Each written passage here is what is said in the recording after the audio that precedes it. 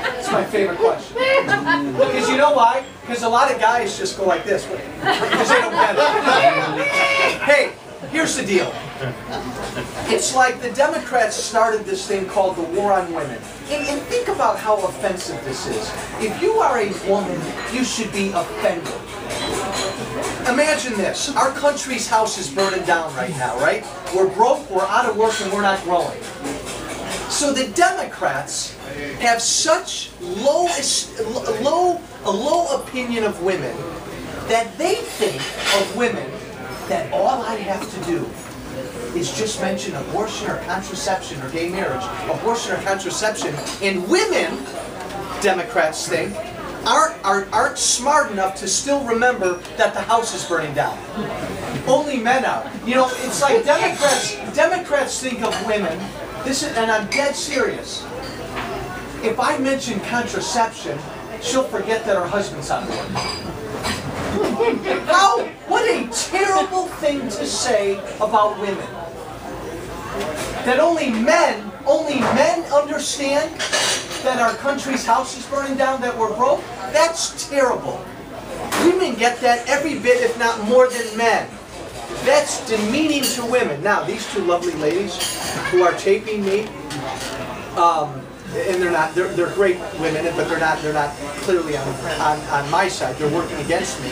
They will probably splice what I just said to make it sound like I have a war on women. I hope you don't do that. Yes, ma'am. What about Obama's Julia? Well, yeah, the whole Julia thing. That women, uniquely women, need government help at every stage of their life to make it. And that's so demeaning toward women, and I wish women would rise up and say to Obama and the Democrats, you know what? I'm smart enough to know that we're struggling financially. I'm smart enough to know that we're broke. And this contraception stuff isn't going to distract me. And how dare you think that I'm not smart enough to think that? That's what women need to say to Democrats. A recent poll showed that women, the most important thing to this whole situation is debt. In other words, women are shouting, we're in debt, we're in debt, we're in debt. Yeah. Oh, absolutely. Women run more of our households. Women are responsible for more of our health care. They're the ones primarily who take our kids to the doctors.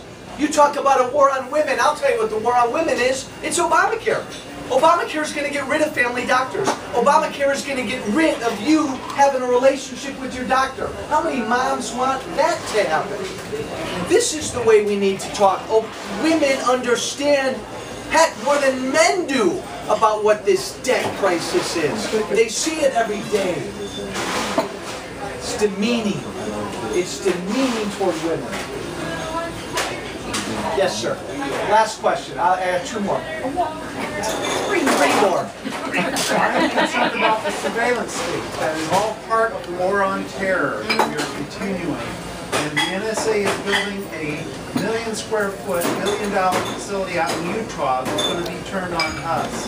They are collecting our emails and our faxes and our phone calls, 1.7 billion a day, for a total of about 20 trillion records, according to William Binney, who is a former NSA guy. This is all in violation of the Constitution. My privacy concerns are generally pretty close to where yours are. I voted against the cybersecurity piece of legislation. It wasn't an easy vote. And all these things that you raised, we need to look into. I agree with you. I agree with you. I think we've got another defense reauthorization vote next week. Yes. With, and I know they changed some of the language. Yeah, a section of that is going to repeal the part about the president being able to detain indefinitely or even murder any American citizen on site, which he's already asserted, which Bush asserted too, but now Obama has institutionalized. I'm a co-sponsor on Amash's change. I agree. Yes, sir.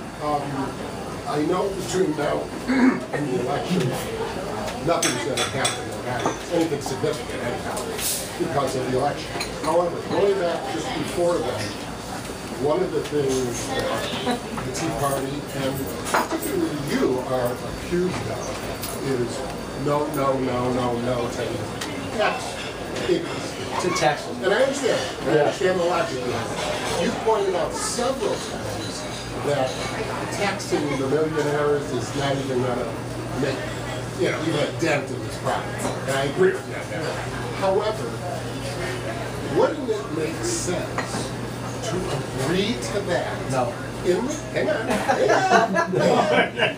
return for some big time savings. No, because, and you can answer this if you want. No, because taxing these millionaires and billionaires at 250,000 or above or $1 million above, who are you taxing? It's not only because I believe you increase government revenues when you cut taxes, and history tells us that, but you are taxing business owners. The last thing we need to be doing in a bad economy, I'd say ever, is to increase taxes on small business owners. 80% of small business owners are sub-S. They're pass-through organizations, they're taxed as individuals. Even at $1 million and above, you're impacting a large number of small business owners. So in fact, an increase will do harm. And Obama and Duckworth want to lower it to $250,000 or more. See, I absolutely agree with you. So I don't want that tax either. However, you're saying to get something done. To get something. I don't want them to take that money in from them and spend more. I want them to take it. Give them the carrot, give them the little bit, which is not, I don't want it either. But in return, let those are all Medicares. Yeah, no, I hear you. I just think. Money never pay them. It's the middle class.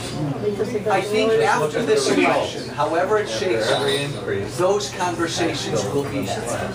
And depending upon the makeup, we'll see what happens. I guess I'm at the point where. I hear what you're saying. I guess, yeah, eventually, and this is, everybody says, don't want to come together. Eventually, you got to come together and solve the problems. We understand that. But the problem, again, is we don't come together and make the problems worse. And typically, when Republicans and Democrats come together, they shake hands on a deal that just increases spending, because, again, they just want to get reelected. And they tend to increase taxes. If we can find a real deal that literally does something transformative, like, I'll tell you what, the deal is this, and we know what the deal is. Real entitlement reform for tax reform. Get rid of loopholes, which even many Democrats want to do. Simplify, broaden and simplify the base. That way I think that's the deal. That way you'll increase revenues without having to raise taxes, because when we simplify taxes, we increase revenues as well. If the game really is to increase revenues, and I wish Romney would be bold about this, say it. It worked with Clinton. Bill Clinton fairly dramatically cut the capital gains tax, much to the chagrin of a lot of liberals. You know what happened to the revenues? Capital gains revenues went like this after Clinton cut the capital gains tax. It happens. Every time we do it, it happens. Obama doesn't know that. Last question. Okay, It better be a good one. oh yeah. This is very current. The problems we understand, Morgan and Chase Bank, one of the biggest banks now, is faltering because of lots of money that they apparently lost because of investments and whatnot. Does this mean that we're going to have to worry about having another bank bailout? Any talk in Washington about this? It's good. Look, I said last night, and Tammy wouldn't answer the question. I don't know about I would not have bailed out the banks the first time. We bailed out these big banks. We gave them tons of cash, and they're sitting on tons of cash. And you know what? Our banking system is more consolidated now than it was before the crash. So how much good did we do? I can't imagine us ever getting there, and I can't imagine us going down that road again. And I'm no fan of the big banks. I worry about our small community banks in this country that we're losing every week. And it's small businessmen and women that go to these banks to get lending, and they can't. Because here's one thing we can all agree on. How about a bipartisan note? Democrats and Republicans, Obama and Bush, doesn't matter what your party is, all the presidents worship at the altar of the big banks. They worship the big banks and they take care of the big banks. And they both, read my lips, get money from the big banks. They all do. They all do. It doesn't matter who your president is, they all do. We've got to stop that and take, because all this stuff we do for the banks, it hurts us. I lost a home 5 years ago. Nobody bailed me out. I didn't look for anybody to bail me out. But a big bank's in trouble, we rush to bail them out. It's wrong. Hey, God bless you. Have a wonderful weekend. Happy Mother's Day. Hey, wait. Thank you. Where's my staff? I should have been popular. Hey, happy Mother's Day to everybody.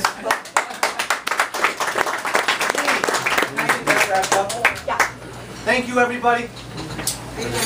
I'm going to take that with me. I got a full day. How's your bride? You do. Very good. Hey, Helene. Did you say?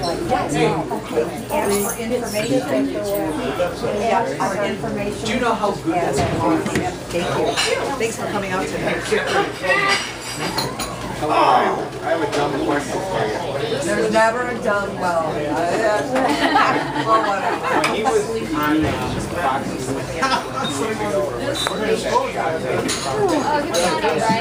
Oh, when he was on O'Reilly? That's downtown.